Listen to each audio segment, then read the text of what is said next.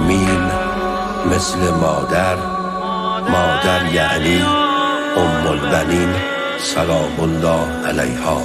مین مثل مادر، مادر یعنی ام البنین. محشر میبینی با چشات، محشر یعنی ام البنین. گشنه چشای قمرتن از وقتی که زیر بال و پرتن.